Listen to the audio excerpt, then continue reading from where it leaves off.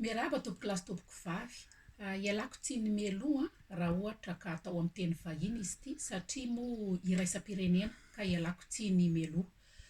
Bonjour mesdames, mesdemoiselles et messieurs.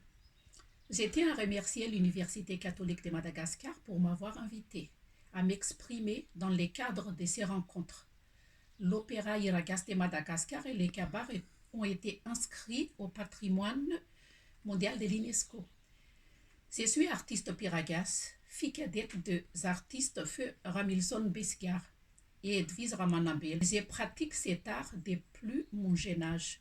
J'en suis très très fière. Je vais d'abord rappeler ce que sont l'opéra Iragas de Madagascar et les cabarets. Excusez-moi pour celles et ceux qui connaissent déjà parfaitement le sujet. Ma source documentaire, pour l'essentiel de ce que je vais vous raconter, provient de mon vécu.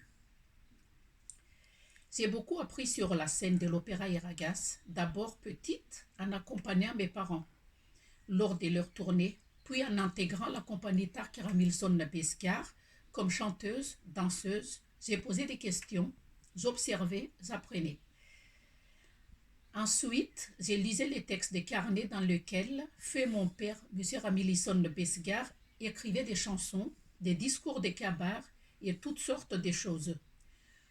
Mon exposé portera principalement sur l'opéra Iragas, sachant que dans des collègues ont préparé des exposés sur les cabarets, je ne tiens pas à répéter des choses déjà exprimées. Peuple malgache et univers mondialisé.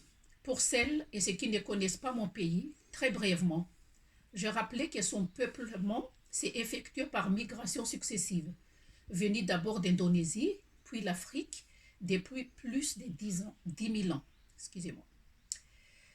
Une étude génétique et ethnolinguistique en 2018 a confirmé que notre peuple est profondément métissé, avec des origines austronésiennes et bantoues.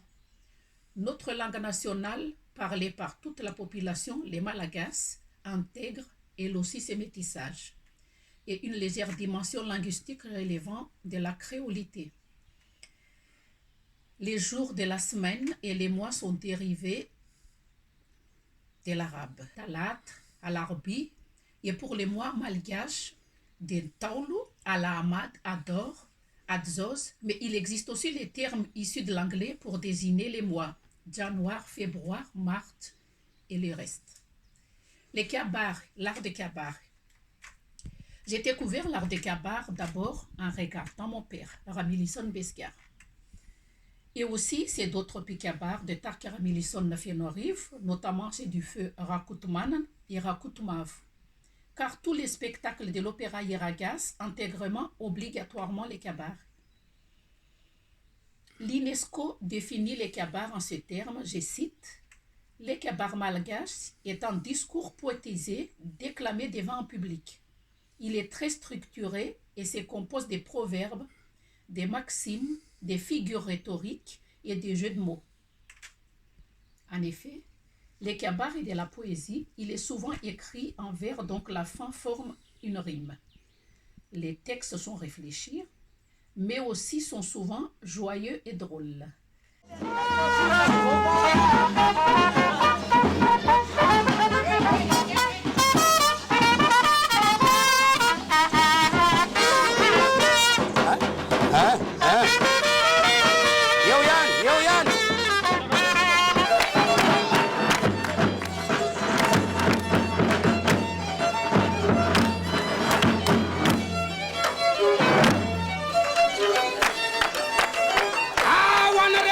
vidiny maro voya oka anareo tsy ho gagany hoe volana oktobra vao tonga ty nitarika ara milisiona feno arivo okona ahoana ny tonga tapoka sy nampiomana ny antony tsy laza aminareo zay a fa iraka avy any Antananarivo misy dia lehanay ao mbola tsy laza daty a na ny volana de nampifidy ry zareo ny hoe aiza ny tianareo andianana voalohany alohan'ny andahananareo de hoy izay hoe any amin'ny faritany Mahajanga indrindra fa i Marivoy tompanana mazaho fafinaretana mandra-pisarakintsika eto a tomboko lazy tomboko vavy a de misaotra anareo de miangavy anareo. L'UNESCO écrit encore, ces styles oratoires rituels étaient à l'origine utilisés par les dirigeants pour informer la communauté des événements, de la vie sociale et la décision administrative. J'ai appris de mon père que notre roi, les Sazandjena Puinmer, était un orateur qui prononçait régulièrement des kabars, notamment à l'époque où les ancêtres des artistes piragas étaient appelés pour donner les spectacles afin de remercier les villageois après leurs travaux. Pour celles et ceux que cela intéresse, cet épisode de l'histoire est développé dans l'ouvrage Tataranianjina, l'histoire des rois, que l'on peut trouver en PDF sur Internet ou bien consulter la Bibliothèque nationale malagasy en Ousse, l'opéra Iragas. Les origines de l'opéra Iragas. Selon la tradition orale, l'art des Iragas aurait commencé au XVe siècle sur les hautes terres de Madagascar. Cependant, ce point n'est pas encore extrêmement documenté. Dès les origines, c'est un art de la scène créé par des paysans artistes, ce qui est toujours le cas au XXIe siècle. À la fin du XVIIIe siècle, à l'époque du règne d'Anjena Puinmeren, selon la tradition orale, il y avait une très jolie fille qui dansait extrêmement bien. Elle se nommait Ingyuri. Lorsque les rois procédaient à l'aménagement du territoire, ils faisaient construire les grandes digues de Betsumtatat, liées à l'irrigation et à la protection des rizières. Ingyur était appelée pour danser afin de motiver et divertir les travailleurs lors de leur pause. Elle était accompagnée des meilleurs musiciens et chanteurs de l'époque. Renzaf Swar, habitant d'Atampvoul, et Kutranga, habitant d'Aboutfekaran, et Telsang, habitant de Mandjang. À l'origine, on appelait cet art Iram Tsangan, les chants debout. Les costumes étaient des sortes de toges drapées et les instruments, principalement des cordophones et tambours, l'influence culturelle asiatique prédominait. Les rois étaient très très contents de la qualité artistique, ainsi que de l'enthousiasme du peuple pour cet art. Il demanda à Ingyur de former un groupe. Il donna aussi aux artistes en statut les Piyiranjin, les artistes royaux. Mais malheureusement, Anjena Puinmeren est décédé avant même que le groupe d'Ingyur ne soit créé. Au début du XIXe siècle, le roi Radam Ier succéda à son père. Anjena Puinmeren, il modernisa le pays. Le nombre de troupes se multiplia pendant son règne. Les compagnies les plus célèbres étaient celles d'Ingyur, des reines Souabi, Piambunlu, des reines Taf, Betsinzaka Fenorive, et la troupe d'Ambouimamori. Le roi d'Atam Ier visita la région de Faratur pour la première fois et au village d'Ambatondradam, il demanda également qu'on y fonde une troupe de Iragas. Le 23 octobre 1817, le roi Radam Ier signa un accord avec le Royaume-Uni de Grande-Bretagne. C'est enfin de continuer la modernisation du pays, développement de l'éducation des bases, administration territoriale, équipement de l'armée malgache. Il fit aussi transcrire la langue malgache en caractères latins. Monsieur Bernabé Chamoiseau est confiant en écrit. Le monde va vers un état de créolité. C'est ce qui s'est passé au XIXe siècle pour l'opéra Iragas. À cette époque, les compagnies procédèrent à des profonds changements, en ce qui concerne leurs costumes, des scènes que leurs instruments de musique.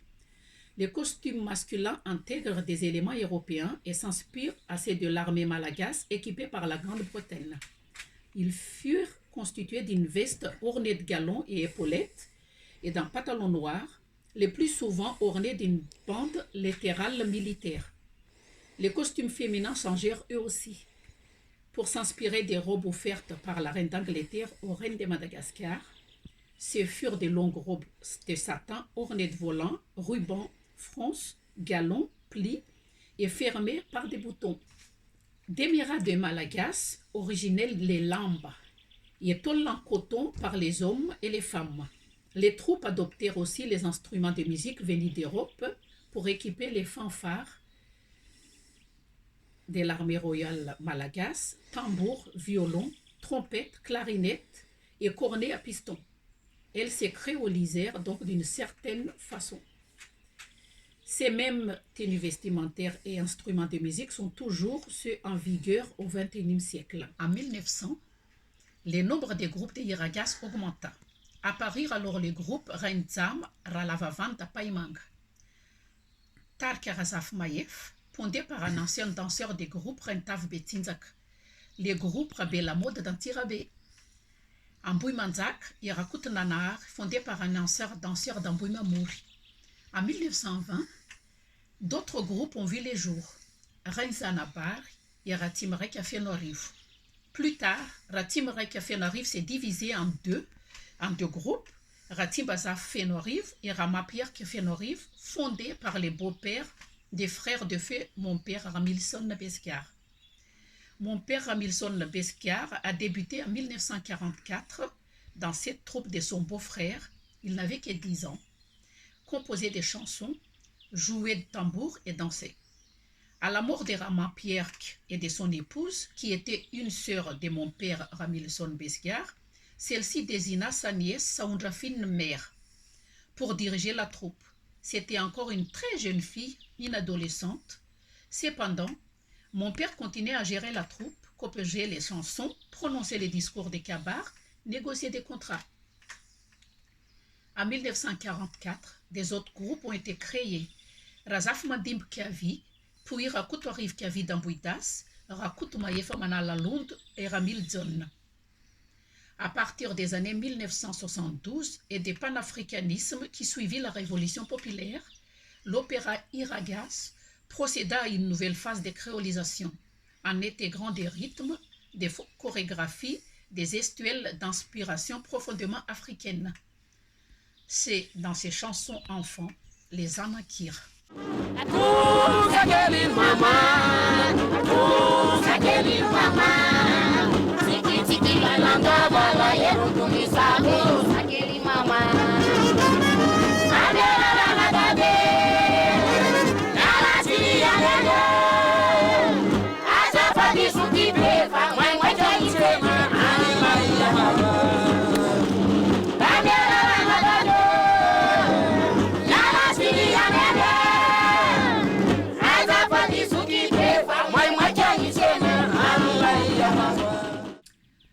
Pour celles et ceux qui voudraient apprendre davantage sur les sujets que j'ai abordés, je recommande les produits de la recherche universitaire. D'abord, un livre malagasy, l'excellent ouvrage collectif très récent encore inédit, L'origine des Malgaches, dirigé par le docteur Tikra Koutumav, membre de l'Académie malagasy, puis le livre des docteurs Angena Edvist, Victor Fermentov Tradition, venu de la lointaine Finlande.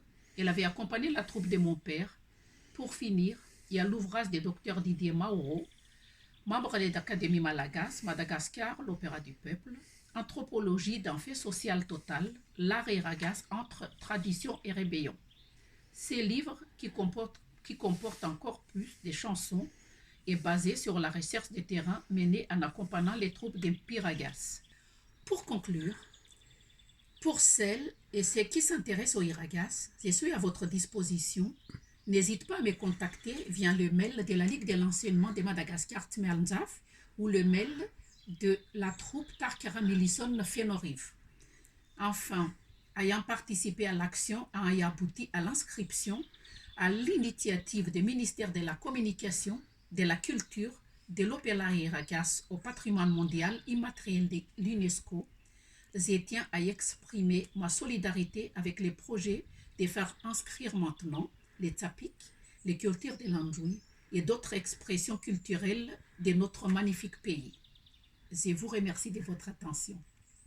Sotatupko, la vella neni ragazzi, isin capari.